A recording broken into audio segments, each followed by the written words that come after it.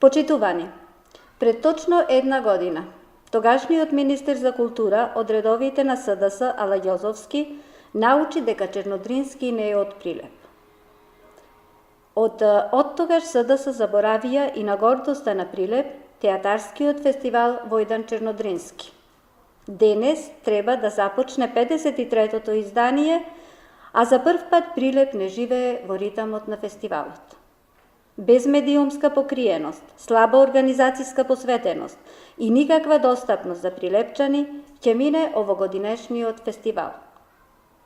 И покрај клетвата во грлото на секој влюбеник во театарските представи и штиците што живот значат, поради ваквиот понижувачки пристап од страна на централната и локалната власт, прилепчани се верна публика. Но горливоста на проблемот е поголема, со тоа што влезниците за представите од официјалната програма не се достапни за обичните граѓани.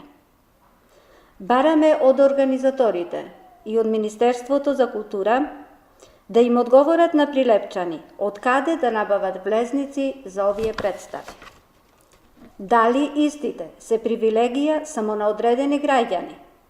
Дали и за ова постојат списоци за резервации преку челниците на СДС? Дали ваков деградирачки однос кон театарската публика заслужува градот Прилеп? Понижени сме како град. Понижени сме како уметници и влюбеници во уметноста.